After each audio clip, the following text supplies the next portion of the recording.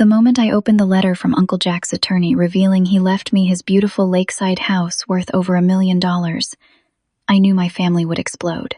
What should have been a blessing turned into a nightmare when my parents stormed into my apartment, demanding I sign the house over to my golden child sister Amanda. I never imagined my mother would threaten to disown me over property, or that my own father would call me selfish for wanting to keep what was legally mine. I stared at the letter in my hands, reading it for the 20th time. The formal language from the attorney stated clearly, as per the last will and testament of Jackson William Hayes, his lakeside property at Pinecrest Lane is hereby bequeathed to his niece, Bridget Marie Taylor. I could hardly believe it. Uncle Jack had left me his beautiful house. After a 12-hour shift at Memorial Hospital where I worked as a registered nurse, I was bone-tired but couldn't sleep. Uncle Jack had been gone 3 months now, and the grief still felt raw.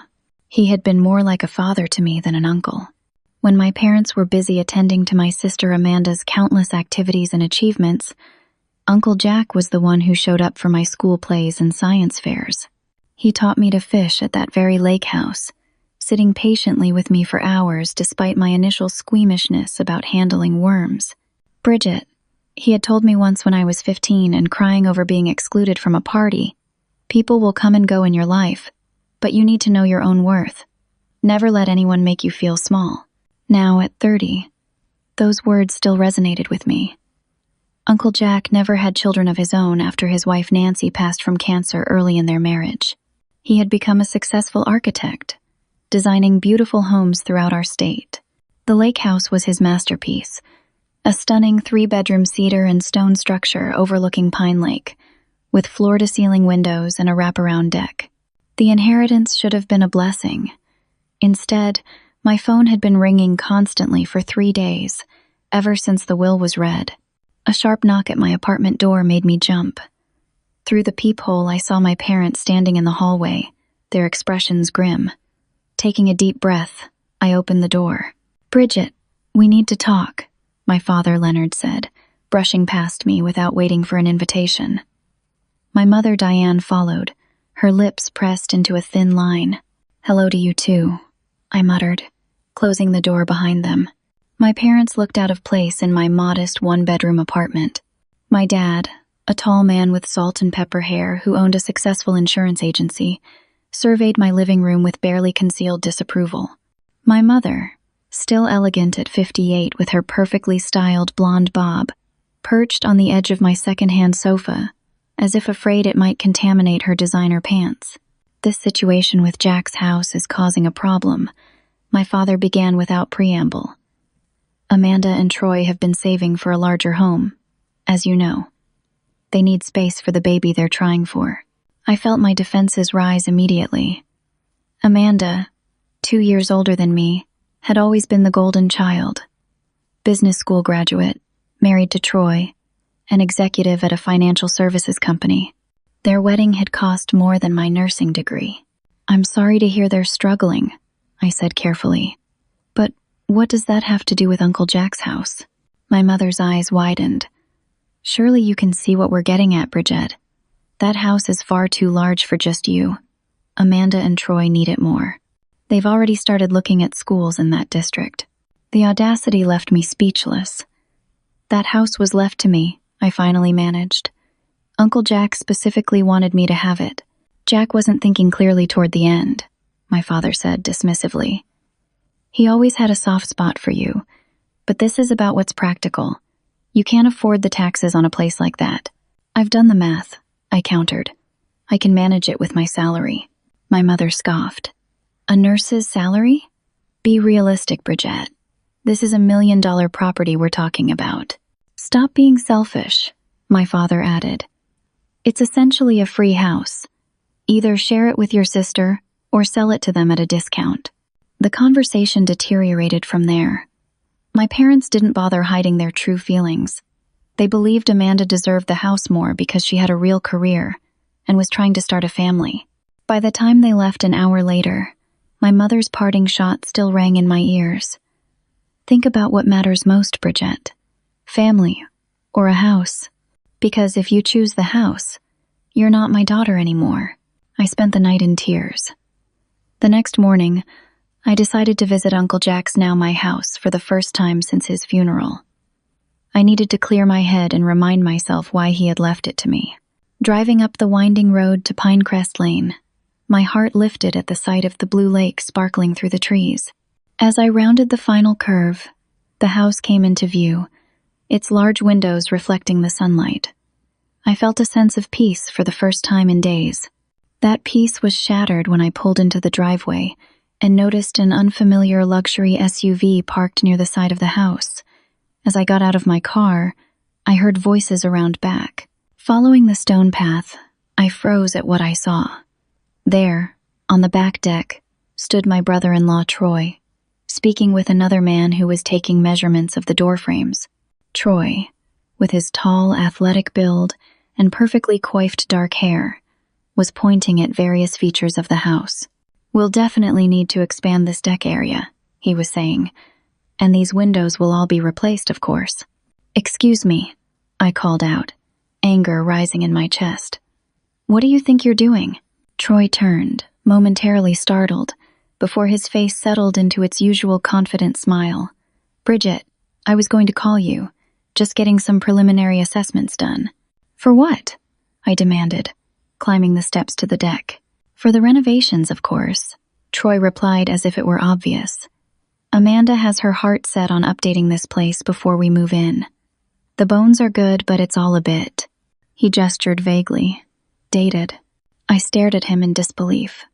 "This is my house, Troy. No one is moving in or renovating anything." His smile faltered slightly. "Come on, Bridget. We all know how this is going to end. Your parents have already told us you'll be reasonable." The man with the measuring tape looked uncomfortable. "Maybe I should come back another time?" "No need," I said firmly. "There won't be any renovations."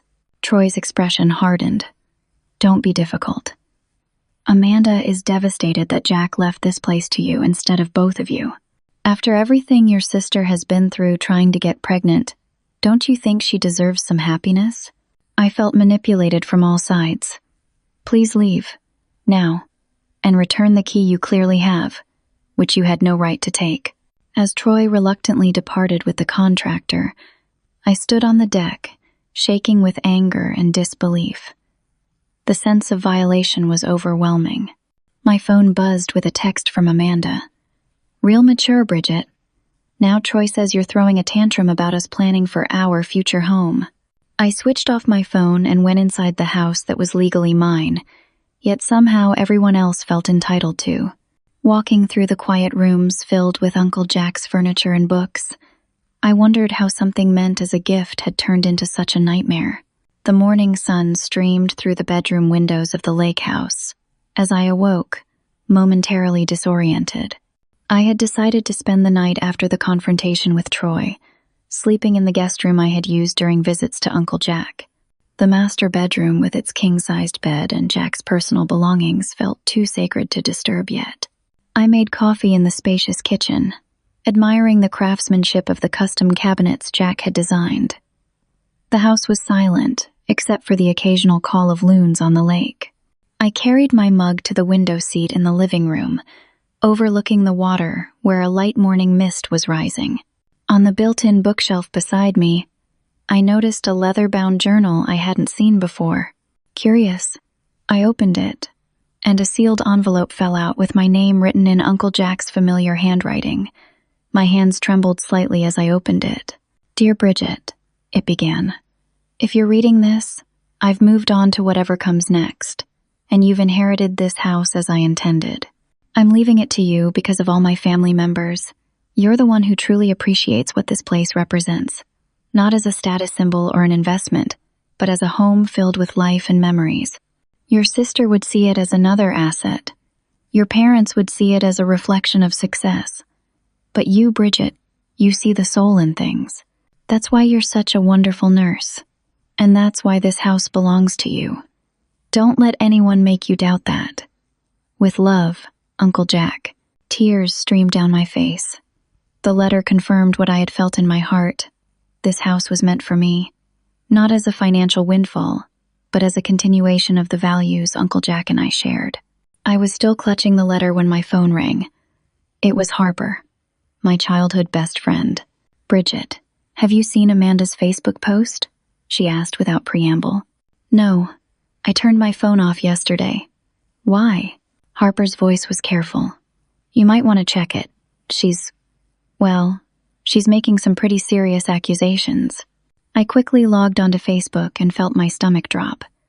Amanda had posted a long, emotional status update about family betrayal. Without naming me directly, she described how her selfish relative was preventing her and Troy from having their dream family home, claiming I was deliberately sabotaging their chances of starting a family by causing her stress during their fertility treatments. The post had over 100 sympathetic comments, including several from mutual acquaintances, expressing their disappointment in me. "This is unbelievable," I whispered to Harper. "It gets worse," Harper replied. "Your Aunt Susan called me asking if I could talk some sense into you. Apparently, your parents have been telling the entire extended family that you're refusing to honor what Uncle Jack really would have wanted." After hanging up with Harper, my phone began buzzing continuously, with messages from relatives I hadn't heard from in years. Cousin Peter suggested I do the right thing. Great Aunt Martha reminded me that family comes first. Uncle Richard wondered if I had considered the tax implications and suggested selling the house and splitting the proceeds fairly. By mid-afternoon, I was emotionally exhausted. I decided to drive back to my apartment to pick up some clothes since I planned to stay at the lake house for the week while figuring out my next steps. When I arrived at my building, I was surprised to see my mother's car in the parking lot. I found her waiting outside my door, a forced smile on her face.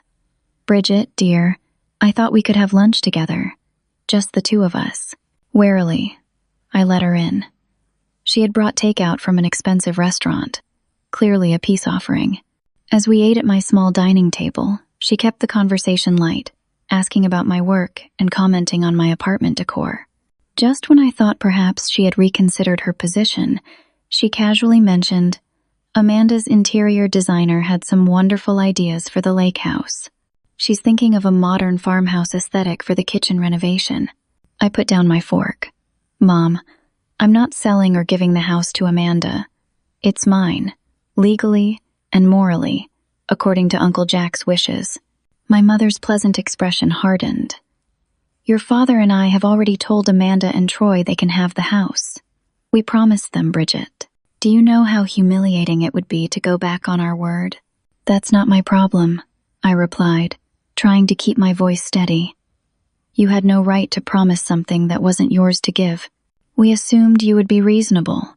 That house is wasted on you. What do you need 3 bedrooms and a lakefront property for? You don't even date anymore since that disaster with Patrick." The low blow about my ex-boyfriend who had cheated on me 2 years ago stung. This isn't about me dating or not dating. It's about respecting Uncle Jack's wishes. My mother sighed dramatically.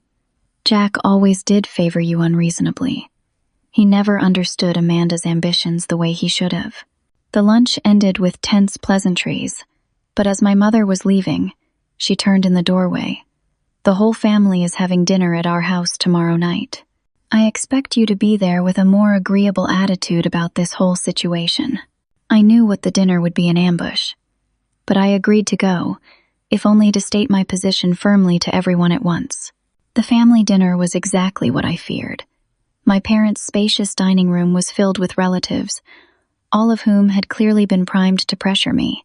Amanda sat at the place of honor, looking pale and fragile, playing the part of the victim perfectly. Troy stood protectively by her side, his hand on her shoulder. "We just want what's best for everyone," my father announced to the table after the main course had been served. "Bridget, everyone here agrees that the sensible solution is for you to sell the lake house to your sister and Troy at a family discount. They've already been approved for the mortgage." I noticed how several relatives nodded in agreement. My cousin Jessica, who had always been close to Amanda, spoke up. "It would be such a perfect home for their future children, Bridget. Think of your future nieces and nephews." "I have thought about it," I said, looking around the table. and I've decided to honor Uncle Jack's wishes. The house is legally mine, and I intend to keep it." A chorus of disappointed murmurs rippled around the table. Amanda dabbed at her eyes with a napkin. "How can you be so heartless?" she asked, her voice breaking. "You know we've been trying for a baby for over a year. The stress of living in our small house isn't helping." "Your small house is a 3-bedroom in Oakwood Hills," I pointed out, naming one of the most expensive suburbs in our area. "Most people would consider that plenty of space." Troy cleared his throat. "We've already contacted some contractors. The renovations would need to start soon if we want to be settled before Amanda hopefully gets pregnant." That was when I lost my temper. "You have no right to contact contractors for a house that isn't yours. None of you seem to understand that this is my property, legally left to me by Uncle Jack." "We understand perfectly," my father said coldly. "We understand that you're being selfish and ungrateful after everything we've done for you."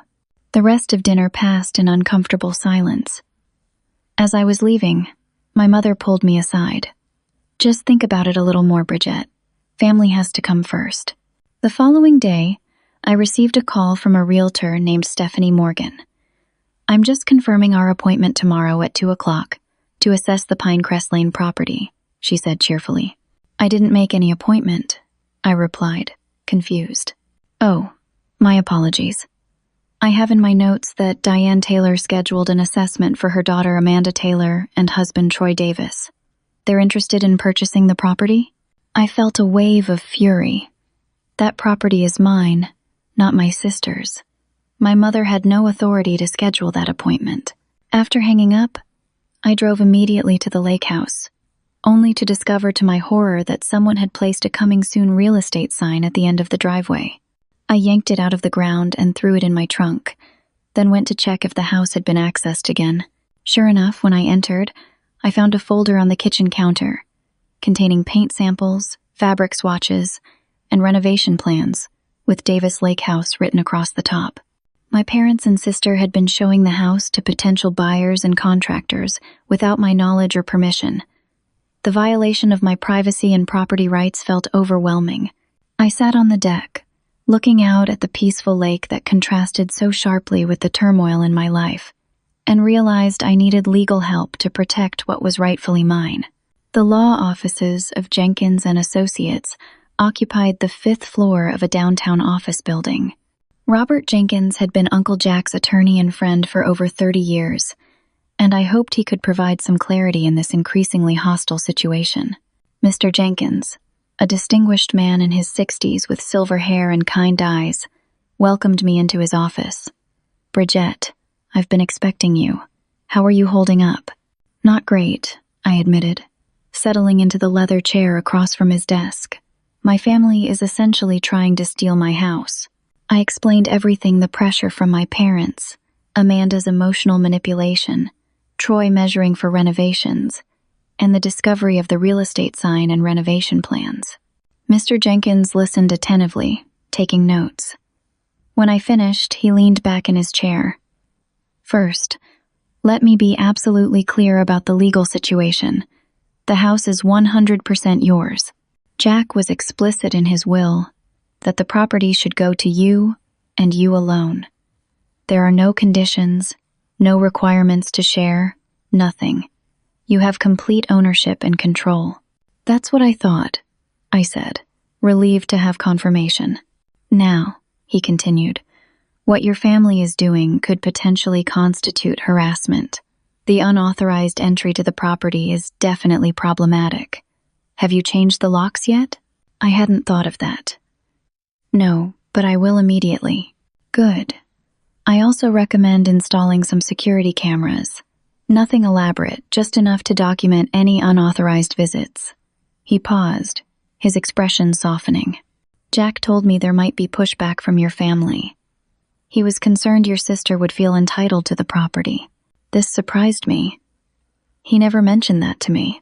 "Jack was protective of you. He didn't want to color your relationship with your family, but he was very clear about his wishes. He wanted you to have that house because, in his words, Bridget will appreciate its soul, not just its market value." I smiled sadly. remembering the letter I had found. That sounds like him. Mr. Jenkins helped me develop a strategy for moving forward, including sending formal letters to my family members making it clear that unauthorized access to the property would be treated as trespassing. He also suggested I document all interactions regarding the house. Armed with this legal backing, I felt more confident. However, when I returned to my apartment that evening, I found both my parents waiting for me. My father's expression was thunderous. "What's the meaning of this?" he demanded, waving a letter. It was the legal notice Mr. Jenkins had sent them. "Exactly what it says," I replied, setting down my purse. "The house is mine, and I won't tolerate anyone accessing it without my permission." "We are your parents," my mother said, her voice shaking with anger. "How dare you send us legal threats? How dare you show my house to realtors without my knowledge?" I shot back. My father stepped forward, his face red. "This ends now, Bridget. You will sign the house over to Amanda and Troy, or you are no longer part of this family. I mean it. No more holidays, no more birthdays, no contact with any relatives. You'll be completely cut off." The ultimatum hit me like a physical blow. Despite the tension, I had never truly believed my parents would go this far. "You would disown me over a house?" I asked quietly. "Over your selfishness and ingratitude," my mother corrected. "This is about your character, not the property." After they left, I sat in stunned silence in my apartment. The threat of losing my entire family over Uncle Jack's gift was devastating. I loved my parents despite their favoritism, and the extended family had been part of my life forever. Could I really give all that up for a house? The next morning, I received a box delivered to my apartment. Inside were childhood mementos, photo albums, and even my baby blanket. There was a note from my mother. "Since you've chosen a house over your family, I thought you might want these things. We won't be keeping reminders of you in our home." I collapsed onto my sofa, sobbing. The cruelty of the gesture was breathtaking. My phone rang. It was Amanda. "I hope you're happy," she said without greeting. "Mom is devastated. She had to take a sedative to sleep last night." "This isn't my doing," I protested. "All of you are the ones making unreasonable demands." "Unreasonable?" Amanda's voice rose. "Troy and I need that house for our future. Do you know what the doctor said yesterday? My stress levels are affecting my fertility. That's on you, Bridget. If I can't have children, it will be because you were too selfish to give up a house you never even wanted until Jack dangled it in front of you." The accusation was so unfair it left me speechless. After Amanda hung up, I received a text from my father. Troy mentioned they're planning to completely remodel anyway. The place needs updating. They'll probably tear down most of it and start fresh. Just so you know what you're fighting for, a house that won't even exist in its current form. The idea of Uncle Jack's carefully designed home being demolished made me physically ill. I drove to the lake house again, needing to connect with the peace I always felt there. To my surprise, I found my childhood friend Harper sitting on the front steps. "I figured you might come here," she said, standing to hug me. "I heard what's happening. Your mom called my mom to rant about your betrayal." Harper had always been a steadfast friend, even when our lives took different directions after college. I had been a bridesmaid at her wedding 2 years ago, and she was one of the few people who never compared me unfavorably to Amanda. Over coffee on the deck, I poured out the whole situation. "Am I being selfish, Harper? Should I just give them the house to keep the peace?" Harper's expression was serious. "Bridget, this isn't about the house anymore. This is about your family using emotional blackmail to control you. They're showing you who they really are. People who will cut you off completely if you don't let them take something that's legally yours. What happens next time they want something? Will you spend your whole life giving in to keep their conditional love?" Her words resonated deeply. "But I don't want to lose my family," I whispered. "I know," she said gently. "But ask yourself, have you really had them all along? Or have you just been trying to earn the same love and approval they give Amanda freely?" As Harper was leaving, she hesitated. "There's something else you should know. I heard from Jenna at the hospital that Troy's company is in trouble. There are rumors he might lose his executive position over some financial reporting scandal. This was surprising news. Troy had always portrayed himself and Amanda as financially secure, even wealthy. If he was facing career problems, perhaps their sudden interest in my inheritance made more sense. The next day at the hospital, I was charting at the nurses' station when I overheard two doctors discussing a company called Meridian Financial. "Complete mess," one was saying. "My brother-in-law works there. Says they're bringing in some hotshot new CEO to clean house after the accounting irregularities." "Isn't that where Troy Davis works?" the other asked. "Married to Leonard Taylor's daughter?" "Yep. Word is he's on the chopping block. Signed off on some questionable reports." I felt a chill. Troy was Amanda's husband, and he worked at Meridian Financial as an executive. If he was involved in financial improprieties and about to lose his job, their financial situation might be much worse than anyone knew. It would explain the desperate push for the lake house. They might need the equity, or be unable to qualify for their planned mortgage without Troy's income. That evening, my father called. His voice was cold and businesslike. "Your mother and I have made our position clear. You have until Friday to sign the house over to Amanda and Troy. After that, consider yourself no longer our daughter." 3 days. I had 3 days to decide between my inheritance and my family. As I hung up the phone, I felt a strange calm settle over me. The decision was painful, but suddenly very clear. Uncle Jack had believed in me when my own family didn't. He had seen my worth when they only saw Amanda's accomplishments. I would honor his gift and his faith in me, even if it meant walking a harder road. The morning after my father's ultimatum, I found myself at Lakeside Coffee, a small cafe near the hospital where I often stopped before my shifts. My mind was racing with thoughts of family betrayal and impossible choices when I nearly collided with a woman entering as I was getting up to leave. "I'm so sorry," I apologized, steadying my coffee cup. "Entirely my fault," she replied with a warm smile. I was checking my phone instead of watching where I was going. Something about her confident manner caught my attention. She was perhaps in her early 40s, with short dark hair and intelligent eyes that crinkled at the corners when she smiled. She wore a tailored pantsuit that looked expensive, but not flashy. "Rough morning?" she asked, noticing my distracted expression. I managed a small smile. "Rough week, actually." She glanced at my nurse's scrubs. "Let me guess, hospital understaffed again? I hear that's a universal complaint." "Actually, work is the one place where things make sense right now," I admitted. "It's my personal life that's imploding."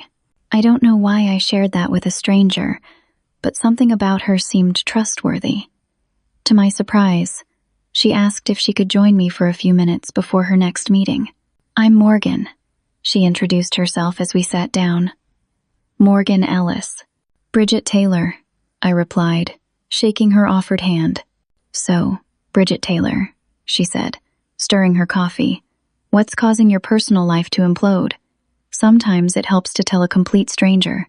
No judgment, no history, just a fresh perspective. Maybe it was the lack of sleep or the emotional toll of the past week, but I found myself telling Morgan about my inheritance and my family's reaction. I explained Uncle Jack's special connection to me, the house he had lovingly designed, and the ultimatum my parents had delivered. "They're actually threatening to disown me over this," I concluded, embarrassed to find tears welling in my eyes. My own parents.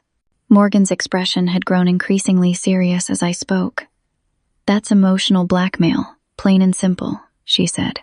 "And your brother-in-law was measuring for renovations without your permission? That's trespassing." I nodded, grateful for the validation. "My lawyer said the same thing." "Smart of you to consult a lawyer," Morgan commented. She hesitated, then added, "This might seem like an odd coincidence, but did you mention your brother-in-law works at Meridian Financial?" Surprised, I nodded. "Yes, he's an executive there. Troy Davis." Morgan's eyebrows rose slightly. "Well, this is an interesting turn of events. I probably shouldn't tell you this, but given what you're going through," she lowered her voice, I'm the new CEO of Meridian Financial. Just started last week. I stared at her in shock. You're Troy's new boss? She nodded, a hint of grimness in her expression. I was brought in specifically to clean up the accounting mess. Your brother-in-law is one of the executives under review for the financial reporting irregularities. That's all I can really say about that situation. My mind was reeling. Is it bad? The situation at Meridian, I mean. Morgan sighed. Let's just say there's a reason I was brought in from outside. The previous leadership made some very questionable decisions. She checked her watch. I need to head to a meeting, but I'd like to continue this conversation. Would you have dinner with me tonight? No pressure, just a friendly ear. I surprised myself by agreeing. We exchanged numbers and arranged to meet at a small bistro downtown after my shift. During my workday, I kept thinking about this unexpected connection. Morgan seemed kind and straightforward, everything Troy was not. And now she held significant power over my brother-in-law's career. It felt like the universe was offering me an unexpected ally. At dinner that evening, Morgan and I continued our conversation. She told me about her background in corporate restructuring, specializing in companies with financial reporting issues. Without going into specifics about Troy's situation, she said carefully, I can tell you that the problems at Meridian are serious. The SEC is involved. Securities and Exchange Commission? I asked, my stomach dropping. That sounds serious. Morgan nodded. Very. I can't discuss the details, but the investigation is focused on several executives who may have inflated earnings to boost their bonuses. I thought about Troy and Amanda's lavish lifestyle, the luxury cars, designer clothes, expensive vacations. Had it all been built on fraudulent earnings? That might explain why they're so desperate for my house, I mused. If Troy's job is in jeopardy, it would certainly make a valuable asset more attractive, Morgan agreed, especially one that could potentially be mortgaged or sold if financial troubles hit. As we continued talking, I found myself warming to Morgan. Unlike my family, she listened without judgment, offering thoughtful advice about setting boundaries and standing up for myself. By the end of dinner, I felt like I had known her for years rather than hours. I have a suggestion, Morgan said as we were finishing our coffee. It might seem unconventional, but hear me out. I nodded for her to continue. What if you sold the house on your terms? Not to your sister and her husband, but to someone who would appreciate it the way your uncle did. Someone who would preserve its character instead of tearing it down for a McMansion. I've thought about selling, I admitted. But the idea of letting go of Uncle Jack's house is painful, and my family would still be furious that I didn't sell to Amanda and Troy. Morgan leaned forward. What if I bought it? I've been looking for a lakefront property since I moved here. I love the architectural details you described, and I promise I would honor your uncle's vision. We could keep the sale completely private until it's finalized. The proposal caught me off guard. You'd want to buy Uncle Jack's house? At full market value, she confirmed. No discount. And I would agree in writing to preserve the architectural integrity.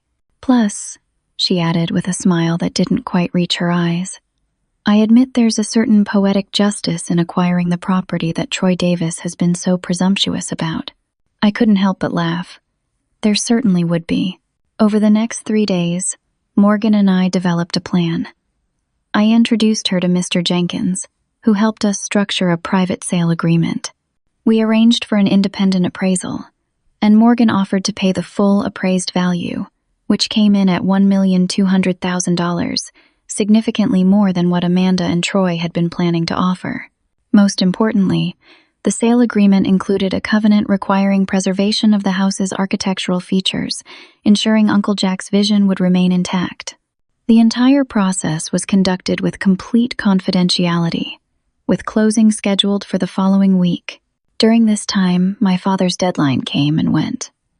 True to his word, he left a voicemail informing me that I was no longer welcome at family gatherings and should not contact them again. My mother sent a final text saying simply, "You've made your choice. I hope that house keeps you warm during the holidays." Their rejection hurt deeply, but I found myself strengthened by Morgan's friendship and the knowledge that I was honoring Uncle Jack's wishes. Harper also stood firmly by my side, even when her own mother suggested she should distance herself from the family drama. The day before closing, Morgan and I met at the lake house. We walked through each room, and I shared memories of time spent there with Uncle Jack. Morgan listened attentively, asking questions about the house's history and features. "I can see why you love this place," she said as we stood on the deck, watching the sunset reflect on the lake. "It has a soul, just like your uncle said. You'll take good care of it?" I asked, feeling a bittersweet pang at the thought of saying goodbye. "I promise," Morgan replied solemnly. "And you'll always be welcome here. This can still be part of your life, Bridget." The next day, we met at Mr. Jenkins' office to sign the final papers. As I watched Morgan sign the deed, I felt a complex mixture of emotions: sadness at letting go of Uncle Jack's gift, relief at resolving the situation on my own terms, and a strange sense of triumph knowing I had maintained my integrity despite enormous pressure. The funds from the sale were transferred to my account immediately. It was more money than I had ever possessed, offering me financial security and options I had never imagined. Mr. Jenkins suggested setting up a trust for the majority of the funds to ensure long-term growth. "Jack would be proud of how you've handled this," he told me as we finished the paperwork. "You've honored his gift by using it wisely, not by clinging to the physical property." Morgan took possession of the house that afternoon, though we agreed she wouldn't move in immediately. We wanted to maintain the secret of the sale until she was fully settled, which would take a few weeks as she finished the move from her temporary corporate apartment. Meanwhile, I received increasingly hostile messages from my parents and Amanda. They seemed to believe my silence indicated I was reconsidering their demands. Amanda texted, "Mom and Dad are giving you one last chance. We're bringing a realtor to assess the house on Saturday. Be there with the keys or forget having a family." I showed the message to Morgan, who smiled mischievously. "Perfect timing. I'll be mostly moved in by then. What do you say we give them a little surprise?" The plan was set. My family believed they were coming to pressure me into surrendering the house. Instead, they would discover it had already been sold to the very woman who now controlled Troy's professional fate. Over the next 2 weeks, Morgan and I developed a genuine friendship while finalizing the details of her move into the lake house. We discovered shared interests in mystery novels and hiking, and often met for coffee between her demanding schedule at Meridian Financial and my hospital shifts. There was something refreshing about having a friend who knew nothing of my family dynamics before the inheritance drama. "How's the corporate cleanup going?" I asked during one of our coffee meetings, curious about Troy's situation but trying to be subtle. Morgan's expression turned serious. "Let's just say certain executives are not happy with the changes I'm implementing. The board has given me full authority to reorganize the leadership team as needed." She paused. "Your brother-in-law has been particularly resistant to the new compliance protocols we've put in place." I wasn't surprised. Troy had always struck me as someone who believed rules applied to everyone except himself. With the house sale complete, I focused on making smart decisions with my inheritance. Following Mr. Jenkins' advice, I placed most of the funds in a diversified investment portfolio. However, I decided to use a portion of the money to establish a nursing scholarship in Uncle Jack's name at the local community college, where many of my colleagues had received their training. The Jackson Hayes Memorial Nursing Scholarship will provide full tuition for 2 students per year, the college's development officer explained as we finalized the paperwork. "Your contribution of $200,000 will be invested as an endowment, allowing the scholarships to continue in perpetuity." I felt a deep sense of satisfaction, knowing part of Uncle Jack's legacy would help future nurses, combining his generosity with my passion for healthcare. It felt right, like something he would have approved of wholeheartedly. Meanwhile, Morgan began moving her belongings into the lake house, careful to preserve Uncle Jack's architectural touches while adding her own personal style. She kept me updated with photos, always seeking my approval before making any changes to significant features of the house. I found some beautiful old architectural drawings in the study, she texted one evening. I think they're your uncle's original designs for the house. I'm having them professionally framed to hang in the entryway. These thoughtful gestures confirmed I had made the right decision. Unlike Troy and Amanda, who had planned to tear down walls and rebuild to their taste, Morgan understood the home's value went beyond its market price. As the day of my family's planned visit approached, Morgan and I finalized our strategy. She would be fully moved in, with my remaining belongings cleared out. I would meet my family in the driveway to witness their reaction when they realized the house was no longer available. Are you sure you want to be there? Morgan asked. It's likely to be unpleasant. I need to see this through, I replied. Otherwise, they'll never believe it's really done. The morning of the confrontation, I arrived at the lake house early. Morgan greeted me with a hug and a cup of coffee. How are you feeling? She asked as we sat on the deck, now adorned with her comfortable outdoor furniture. Nervous, I admitted, but also resolute. This needs to happen. Morgan nodded. For what it's worth, I think you're incredibly brave. Standing up to family pressure is one of the hardest things to do. I know from experience. At precisely 10 o'clock, a convoy of 3 vehicles pulled into the driveway. I recognized my parents' luxury sedan, Amanda and Troy's Range Rover, and a third car I assumed belonged to the realtor. Taking a deep breath, I walked down to meet them, while Morgan remained inside as planned. My father was the first to exit, his expression stern. Bridget, I see you've finally come to your senses. Not exactly, I replied, standing my ground as the others approached. Amanda was dressed as if for a photo shoot in an expensive-looking sundress, while Troy wore his standard business casual attire even on a Saturday. The woman I didn't recognize introduced herself as Patricia Wilson, from Luxury Lake Properties. Before we go inside, I said calmly, there's something you all need to know. The house is no longer available. My mother frowned. What are you talking about? Stop playing games, Bridget. I'm not playing games. I sold the house. The new owner has already taken possession. There was a moment of stunned silence before they all started speaking at once. You what? My father roared. You had no right, Amanda cried. This is completely unacceptable, Troy added, his face reddening. The realtor looked uncomfortable. Perhaps I should come back another time? That won't be necessary, I said firmly. As I've explained, the property has already been sold. There's nothing to see. My father stepped toward me, his finger pointed accusingly. You selfish, ungrateful child. After everything we've done for you, what exactly have you done for me lately, Dad? I interrupted. Threatened me? Tried to bully me into giving away my inheritance? Promised to disown me if I didn't comply with your demands? We were trying to help your sister, my mother insisted. Amanda needs this house for her family. Amanda has a perfectly good house already, I countered. And if she and Troy are having financial problems, perhaps they should consider downsizing rather than trying to take what's mine. Troy's expression shifted at the mention of financial problems. What are you implying? Before I could respond, the front door opened, and Morgan stepped out onto the porch. Is everything all right out here, Bridget? 5 pairs of eyes turned toward Morgan. The realtor seemed merely curious, but my family members had varied reactions. My parents looked confused. Amanda appeared outraged at the stranger in her house, but it was Troy whose expression was most revealing. His face drained of color as he recognized his new CEO.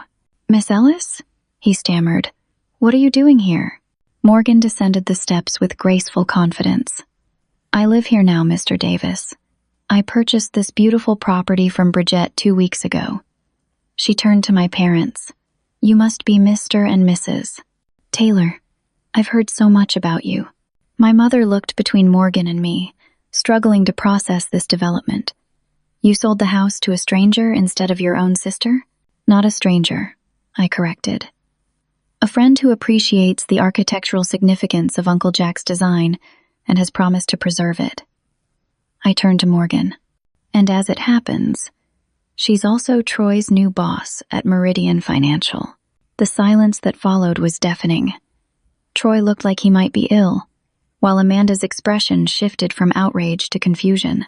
"Your boss?" Amanda asked Troy. "You never mentioned a new female CEO." "It's a recent development," Troy muttered, loosening his collar. Morgan extended her hand to my sister, Morgan Ellis. "I've been brought in to address some concerning practices at Meridian. Your husband and I have been working closely on the financial restatements required by the SEC investigation." Amanda's eyes widened.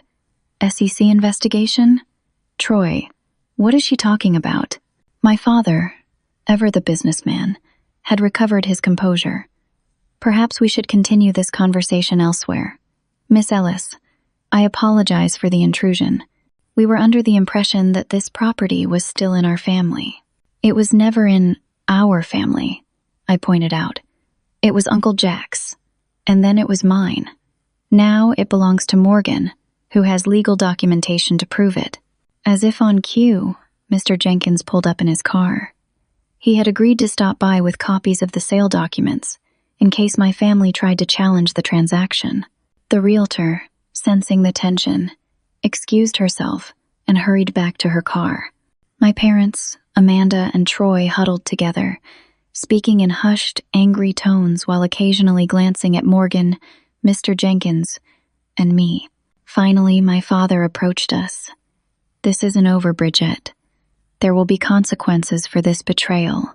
"The only betrayal here," I replied steadily, "is how quickly you were willing to disown your daughter for not complying with your unreasonable demands. I've done nothing wrong legally or morally. I honored Uncle Jack's wishes by selling to someone who respects his vision, and I've used part of the proceeds to establish a nursing scholarship in his name." "A scholarship?" my mother repeated incredulously. "You wasted the money on strangers instead of helping your own sister?" Morgan stepped forward. "Mrs. Taylor, with all due respect, Bridget has made an incredibly generous and thoughtful use of her inheritance. The Jackson Hayes Memorial Nursing Scholarship will help countless students achieve their dreams of serving others through healthcare." My mother seemed taken aback by Morgan's authoritative tone. Before she could respond, Amanda called out from where she stood with Troy. "Troy, tell me what's going on at Meridian. Why haven't you mentioned any SEC investigation?" Troy's face was a mask of barely contained panic. "We'll discuss it at home, Amanda. This isn't the time or place." "Actually," Morgan said, "transparency might be helpful at this point. Mr. Davis is one of several executives under review for approving misleading financial statements that artificially inflated the company's earnings. The board is considering appropriate actions, which may include leadership changes." The implications hung in the air. Troy might lose his executive position and the substantial salary that came with it. Amanda turned to me, her expression a mixture of anger and dismay. "You did this on purpose. You sold the house to Troy's boss to get revenge." "I sold the house to someone who appreciates it," I corrected her. "The fact that she happens to be Troy's boss is a coincidence that became apparent only after we met." It wasn't entirely true. Morgan and I had both acknowledged the poetic justice of the situation, but the initial connection had indeed been coincidental. "I think we've said all that needs to be said," my father announced stiffly. "Let's go." As they turned to leave, I felt a strange mixture of sadness and relief. The confrontation had gone much as expected, unpleasant, but necessary. What I hadn't anticipated was how liberated I would feel afterward. For the first time in my life, I had stood up to my family's manipulation and chosen my own path. Mr. Jenkins patted my shoulder. "You did well, Bridget. Jack would be proud." Morgan invited us both inside for coffee, and as we sat on the deck overlooking the lake, I realized that while I had lost my biological family's approval, I had gained something perhaps more valuable: self-respect, and the freedom to live according to my own values. 3 days after the confrontation at the lake house, I was finishing my shift at the hospital when I received an urgent text from Morgan. "Troy just left my office. He's furious." Amanda called him crying. "You might want to stay somewhere other than your apartment tonight." A chill ran through me. While I didn't think Troy would actually become violent, his career was imploding, and he clearly blamed me for at least part of his troubles. Morgan offered her guest room, and I gratefully accepted. When I arrived at the lake house that evening, Morgan greeted me with a glass of wine and a sympathetic smile. "Rough day at Meridian," she explained as we settled on the couch. "The board voted to suspend Troy, pending the completion of the SEC investigation. He didn't take it well." "What happened?" I asked, concerned about her as much as myself. "He came into my office demanding to know if his suspension was related to the personal vendetta I had against him because of the house situation." Morgan shook her head. "As if the federal investigation into financial fraud that began months before I even met you was somehow all an elaborate setup." "That sounds like Troy," I sighed. "Everything is always someone else's fault. The worst part," Morgan continued, "is that he actually tried to threaten me. Said he had connections on the board and would make sure I regretted targeting him." I winced. "I'm sorry you're dealing with this because of me." "Not because of you," Morgan corrected firmly. "Because of his own actions. The SEC doesn't investigate companies for fun, Bridget. The evidence against Troy and several other executives is substantial." We were interrupted by my phone ringing. It was Amanda. "Should I answer?" I asked Morgan.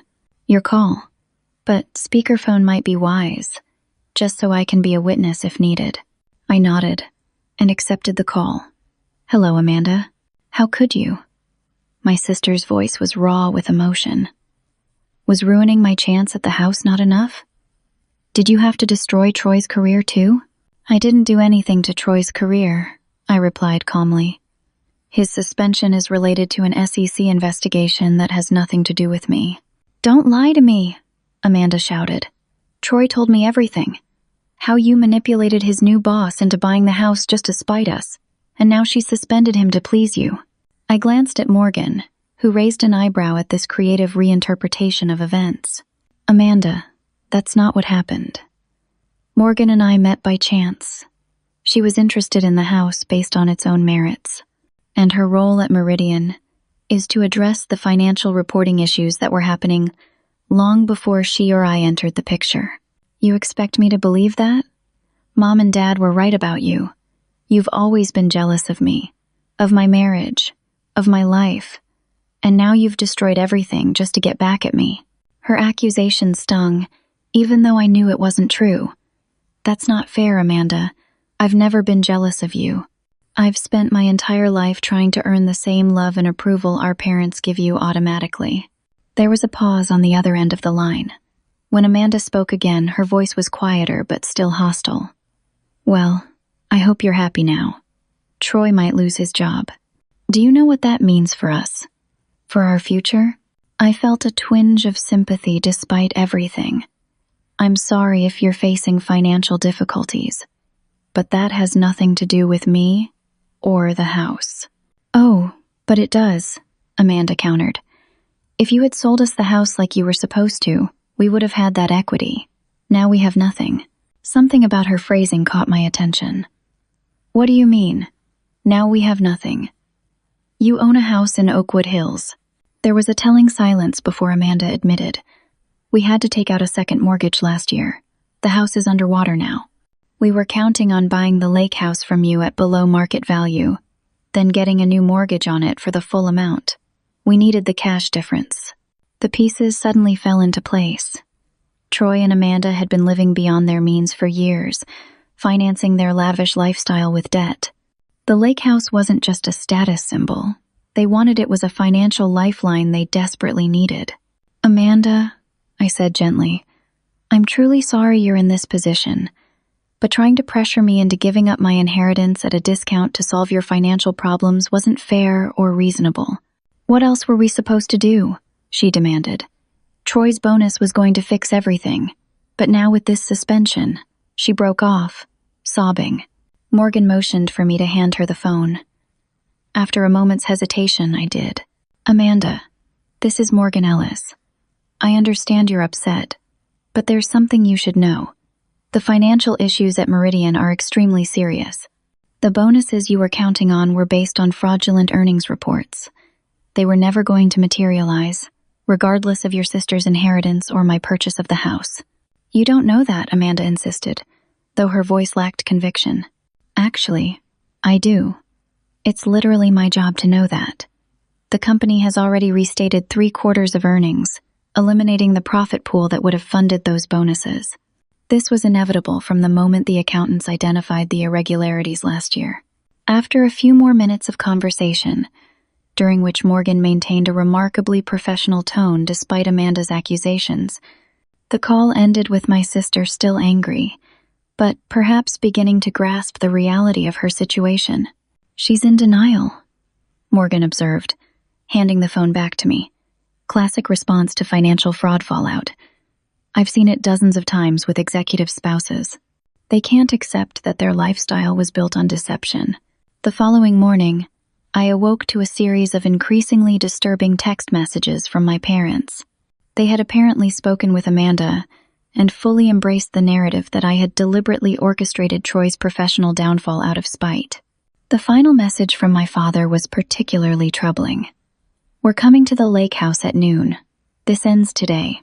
Bring your so-called friend. We'll see how smug she is when we're finished." I showed the message to Morgan over breakfast, my hands shaking slightly. "Should we be worried?" Morgan read it carefully. "Probably not about physical danger, but it sounds like they're planning some kind of confrontation or ultimatum, perhaps legal threats." She considered for a moment. "I think we should be prepared. Would you mind if I called my attorney to join us? And perhaps Mr. Jenkins should be here as well."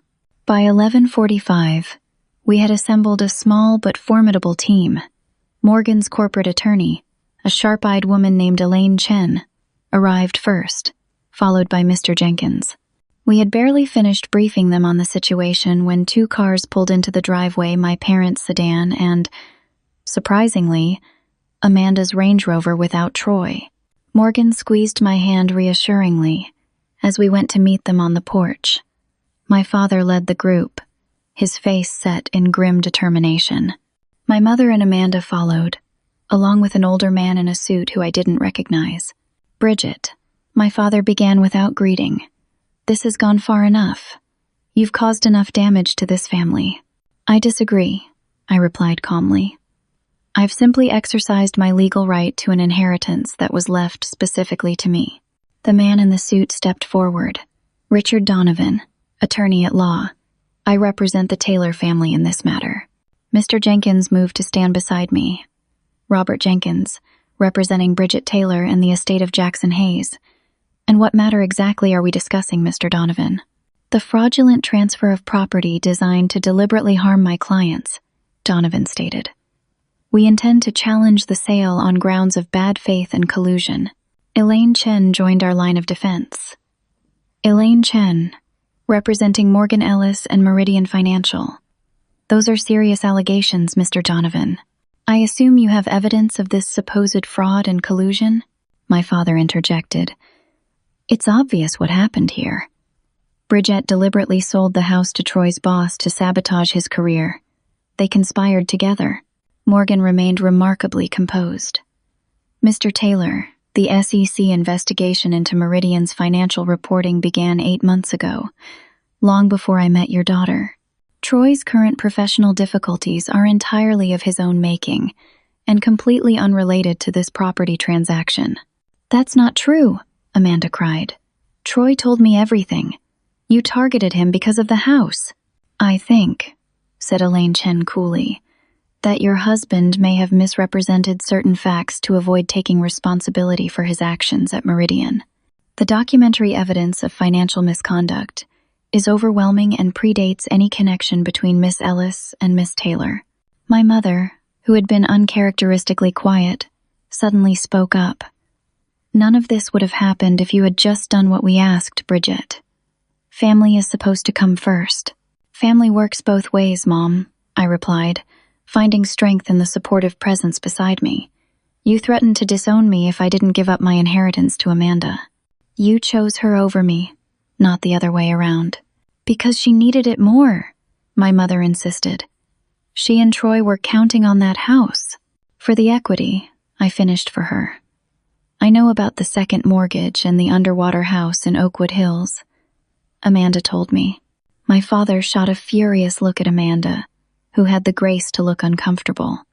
Clearly, he hadn't wanted that information shared. "Is that true, Leonard?" Mr. Jenkins asked my father. "Were you pressuring Bridget to sell below market value so Amanda and Troy could extract the equity?" "That's not. We were trying to keep the property in the family," my father blustered. "While planning to demolish most of it," I pointed out. Troy made that very clear. My father's expression darkened. "Enough of this.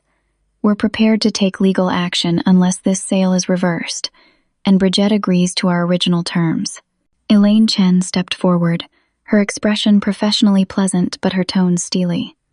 "Mr. Donovan, I suggest you advise your clients carefully before proceeding with any legal action. The sale was completely legitimate, with fair market value paid and all proper procedures followed. Moreover," she continued, removing some documents from her briefcase, "I have here records of unauthorized entry to the property by Troy Davis and others prior to the sale, along with evidence of multiple attempts to market the property without the owner's consent." She handed copies to a startled Mr. Donovan. "Additionally, I have recorded statements from witnesses regarding threats and coercion directed at Miss Taylor by her family members. Should your clients pursue legal action, we would be forced to counterclaim for harassment, trespassing, and attempted conversion of property." Mr. Donovan reviewed the documents with growing concern. He pulled my father aside for a whispered consultation that grew increasingly heated. Meanwhile, Amanda approached me, her expression less hostile than before. "Is it true? About the SEC investigation starting before you met Morgan?" "Yes," I confirmed. "Troy's problems at work have nothing to do with me or the house." She looked toward Morgan. "And his suspension? That wasn't personal?" Morgan shook her head. "The board voted unanimously based on evidence gathered by independent auditors. I actually recused myself from the vote due to our personal connection, though I wasn't required to." Amanda seemed to deflate slightly. "He told me it was all your fault, that you were punishing him because of the house. It's easier to blame others than accept responsibility," I said gently. After a few more minutes of consultation, Mr. Donovan approached our group again, looking considerably less confident. "My clients would like to propose a settlement discussion rather than litigation." Mr. Jenkins nodded. "We're willing to listen, but I should be clear that the property sale is final and non-negotiable." The conversation that followed was tense, but ultimately productive. My parents and Amanda gradually accepted that the house sale could not be undone, legally or practically. Their attorney, recognizing the weakness of their position, steered them toward more realistic objectives. In the end, we agreed that my parents would cease all hostile actions and communications regarding the inheritance if I would consider providing limited financial assistance to Amanda during Troy's suspension. It wasn't legally required, but, as Morgan pointed out quietly to me, it might be the cleanest way to extract myself from the ongoing drama. As we concluded the discussion, Amanda pulled me aside. "I didn't know about all the things Troy did at work," she said quietly. "He kept saying everything was fine, that his bonus would solve our problems." I believed him. For the first time, I saw my sister as vulnerable rather than entitled. "I'm sorry you're going through this, Amanda." "Really?" She nodded, tears in her eyes. "I was wrong about the house. I was desperate. We're going to lose everything, Bridget." Before I could respond, my father called for Amanda, and she rejoined them. The group departed much more subdued than they had arrived, with my mother barely meeting my eyes and my father maintaining a stony silence. As we watched them drive away, Morgan turned to me. "Are you okay?" I took a deep breath, surprised to find myself feeling relieved rather than devastated. Actually, yes. For the first time in my life, I stood up to them and didn't back down. It feels liberating. Mr. Jenkins smiled. "Jack would be enormously proud of you today, Bridget. You showed real courage." That evening, after the lawyers had departed, Morgan and I sat on the deck watching the sunset over the lake, Uncle Jack's favorite time of day. I thought about how much had changed in just a few weeks. I had lost my family's approval, but gained something more valuable: self-respect and the freedom to live according to my own values. "What will you do now?" Morgan asked as we sipped our wine. I considered the question. I'm not entirely sure, but for the first time in my life, I feel like I'm making choices for myself, not to please others or avoid conflict. "That's a gift in itself," Morgan observed. "Sometimes the hardest inheritance to accept is the freedom to define your own path." As darkness fell over the lake, I realized Uncle Jack had given me far more than a house. He had given me the opportunity to discover my own strength, and that was a legacy worth fighting for. 6 months passed, bringing profound changes to all our lives. The late autumn sun cast a golden glow over the lake as I drove up the familiar winding road to what had once been Uncle Jack's house, now Morgan's home. The fall colors were at their peak, reflecting in the still water like a painting come to life. I parked beside several other cars already in the driveway. Morgan was hosting the first annual fundraiser for the Jackson Hayes Memorial Nursing Scholarship, and as the founder, I had arrived early to help with final preparations. "There you are," Morgan called from the front porch, waving cheerfully. In the months since she had purchased the house, she had become one of my closest friends. "Everything's almost ready. The caterers just finished setting up on the deck." I joined her on the porch, taking in the transformation of the property. Morgan had honored her promise to preserve Uncle Jack's architectural vision while making the space her own. The exterior remained unchanged, but inside she had updated the furnishings and added artwork that complemented the home's natural aesthetic. "It looks amazing," I told her sincerely. "Uncle Jack would have loved seeing the house used for something like this." Morgan squeezed my shoulder. "That means a lot coming from you. How's the clinic coming along?" After establishing the nursing scholarship, I had used another portion of my inheritance to open a small community health clinic in an underserved neighborhood near the hospital where I worked. The Lakeside Community Care Center provided basic healthcare services on a sliding fee scale, addressing a critical need in our area. "We're officially opening next month," I replied with pride. "We've already hired 2 nurse practitioners and a part-time physician. It's small, but it's a start." "Don't downplay it," Morgan admonished gently. "What you're creating will change lives." As we walked through the house, checking final details for the fundraiser, I reflected on how dramatically my own life had changed since receiving Uncle Jack's inheritance. Beyond the material benefits, I had discovered a confidence and purpose I hadn't known I possessed. My phone buzzed with a text. It was from my mother. "Good luck with your event today. Dad and I are thinking of you." The message was brief but significant. After the confrontation at the lake house, my parents had maintained their distance for several months. The threatened disownment had essentially happened, though without the dramatic declaration they had initially made. Family holidays and gatherings had passed without invitations or acknowledgments. Then, about 2 months ago, my mother had reached out with a tentative text asking how I was doing. Our communication since then had been minimal but civil. She seemed genuinely interested in the clinic project, though my father remained largely silent in the background of our cautious reconciliation. As guests began arriving for the fundraiser, I found myself greeting hospital colleagues, community leaders, and potential donors with a confidence that would have been unimaginable a year earlier. The event was centered around raising additional funds for the nursing scholarship, which had already selected its first 2 recipients for the coming academic year. Midway through the evening, I was surprised to see my parents enter the main room. My mother wore a conservative blue dress and a hesitant expression, while my father looked uncomfortable in his suit, his eyes darting around as if mapping escape routes. "Bridget," my mother said, approaching me while my father hung back. "The house looks lovely. Morgan has done a wonderful job with it." "Thank you for coming," I replied, genuinely touched by the effort it must have taken. "It means a lot." My father nodded stiffly, but said nothing. He and I had barely spoken since the confrontation. His pride had been wounded deeply by my refusal to comply with his demands, and unlike my mother, he struggled to acknowledge that he might have been wrong. "Is Amanda here?"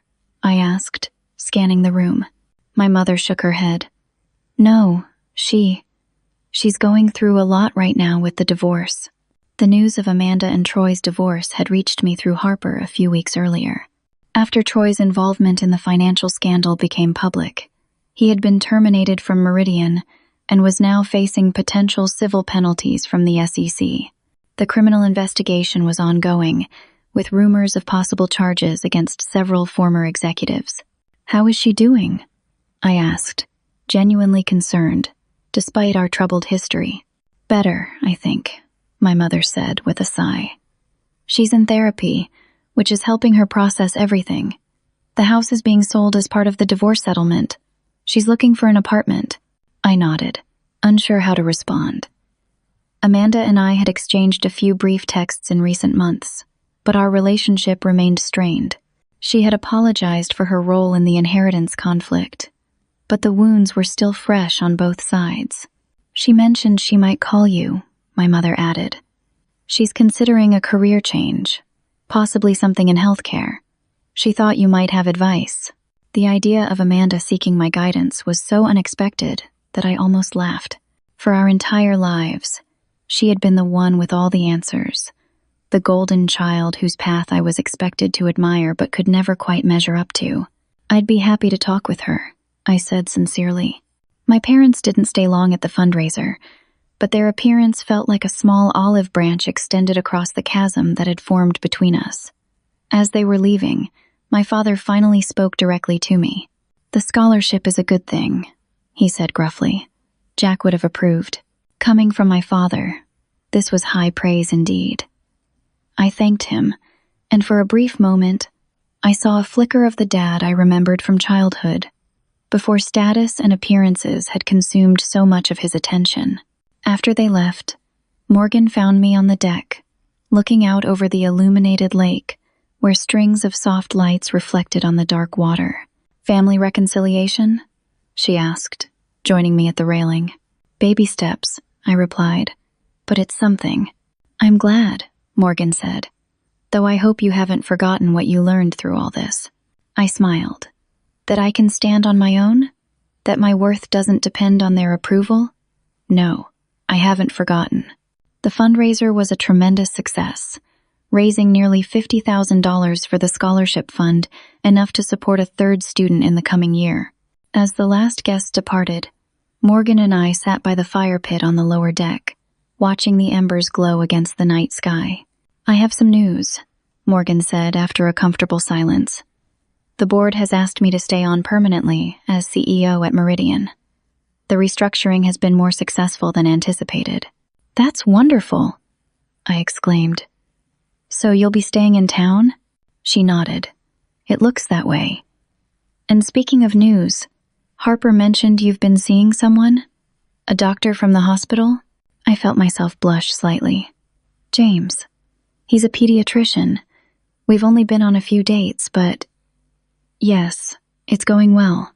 Good for you, Morgan said with a warm smile. You deserve happiness, Bridget. Later that night, as I drove back to my apartment, a new, larger one I had moved into near the community clinic, I reflected on the extraordinary journey of the past year.